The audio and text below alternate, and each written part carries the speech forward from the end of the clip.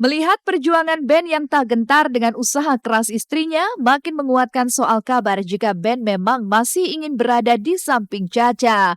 Ben tak peduli dengan tudingan Marsyanda yang menyatakan jika dirinya bukanlah sosok suami yang baik.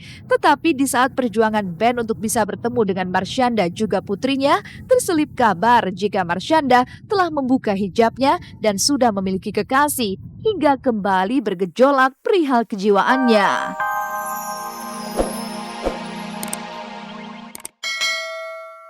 Antara Dani dan Mulan memang membuat Ahmad Dhani dan Mulan Jamila tidak perlu lagi main kucing-kucingan soal pernikahan siri mereka. Bahkan sejak Dani mengakui jika dirinya telah menikahi Mulan secara siri, Mulan pun tak canggung untuk memamerkan kemesraannya. Selain itu, Mulan seolah makin mantap mendampingi Dani, terlebih di saat suaminya itu sibuk menjadi juru kampanye. Lalu benarkah jika Dani tengah unjuk kebolehan sebagai orator di depan istrinya itu? Bangsa ini terpuruk karena apa? Karena 90%-nya orang awam. Maka dari itu tim relawan di Provinsi Bali dan Papua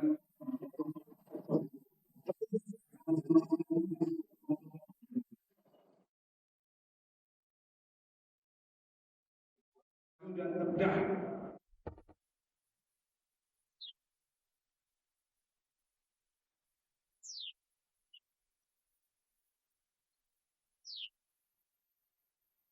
Polemik rumah tangga Marsyanda dengan Ben Kasyafani kian runcing. Setelah Ben dianggap membahayakan putrinya, Marsyanda pun mengadukan nasibnya ini ke Komisi Perlindungan Anak Indonesia. Benarkah jika problem yang tengah melilit dirinya membuat kejiwaan Marsyanda dikabarkan kembali bergejolak? Beritanya sesaat lagi hanya di Seleb On Cam.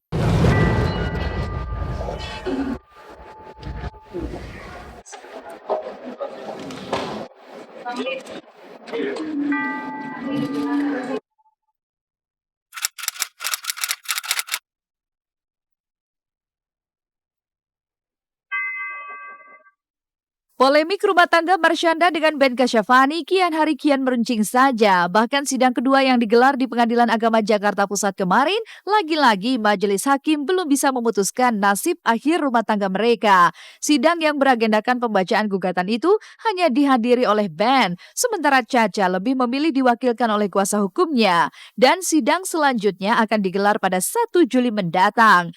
Lantas, apakah ketidakhadiran Marsyanda ini berkaitan dengan rasa sakit hati Marsyanda terhadap Ben yang ngotot bertemu anaknya?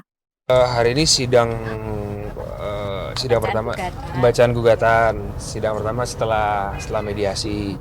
Ya agendanya ya menghadirkan kedua belah pihak untuk membacakan gugatan yang diajukan, yang mungkin sudah diajukan oleh Caca. Yang wajib datang itu hanya sekali gitu. Sidang pertama dan mediasi. Nah, itu kan sudah dilakukan oleh Mbak Caca. Dia sudah datang ke pengadilan dan sudah diperiksa identitasnya, kemudian sudah dimediasikan juga mengenai sikap dia di dalam mengajukan gugatan cerai ini gitu. Berkaitan dengan proses persidangan yang datang atau tidak itu nggak ada hubungan dengan cepat gitu. Proses itu bisa berjalan dengan cepat apabila kedua belah pihak sama-sama memahami kondisi rumah tangga yang sudah tidak bisa dipertahankan gitu.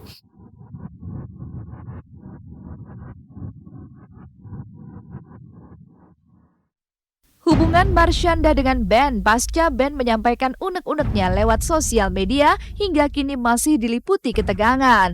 Ben yang merasa belum diberi akses untuk menemui putri kecilnya tak menggetarkan niatnya untuk terus menerobos pertahanan Marsyanda dan keluarganya.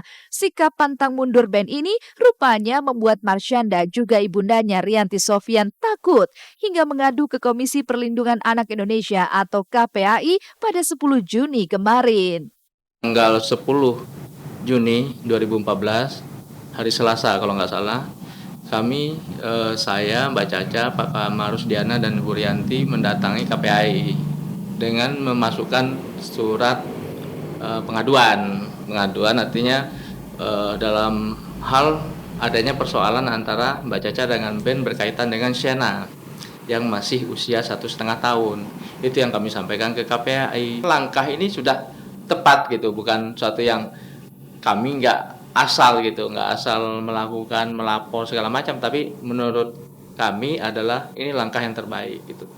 Karena di situ nanti KPAI lah yang akan memberikan penjelasan kepada masing-masing. Ya kalau dalam hal aku ya udah untuk baik, ya, yang terbaik untuk kepentingan Siena itu aja sih.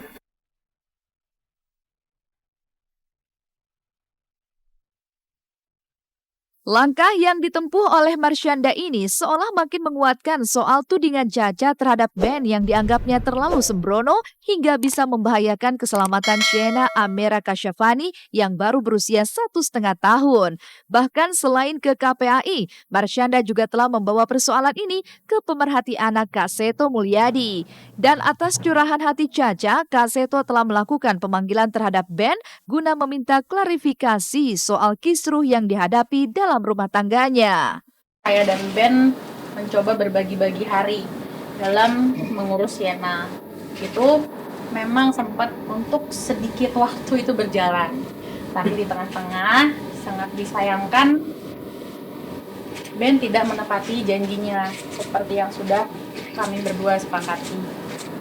Itu pun terjadi setelah Ben melakukan banyak sikap yang membuat saya resah, yang dimana saya ngerasa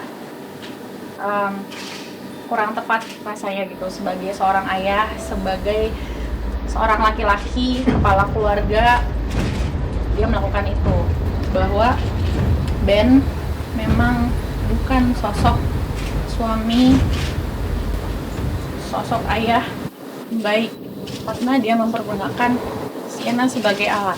Intinya memang mencoba untuk mencari penyelesaian dengan cara-cara damai dan secara kekeluargaan. Dan memang itu sebetulnya yang paling baik ya. Karena bagaimana juga kedua orang tua harus mengedepankan kepentingan terbaik bagi anak.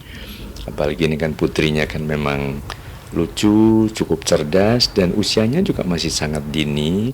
Sehingga mohon jangan sampai terjadi suatu konflik yang sifatnya secara fisik ya, kemudian ada mungkin ledakan-ledakan emosi dan sebagainya. Nah itu akan membuat perkembangan jiwa dari sang putri ini juga akan mengalami masalah.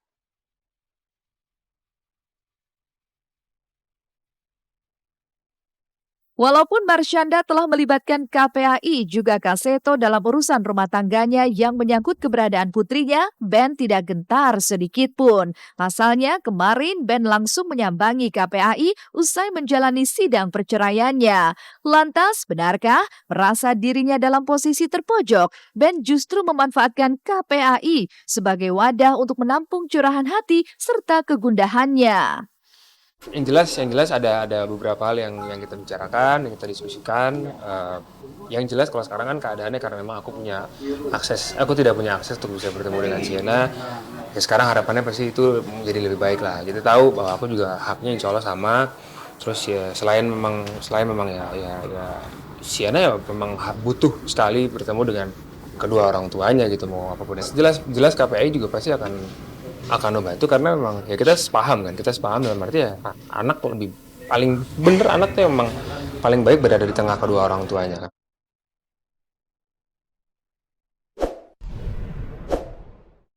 Melihat perjuangan Ben yang tak gentar dengan usaha keras istrinya, makin menguatkan soal kabar jika Ben memang masih ingin berada di samping Caca.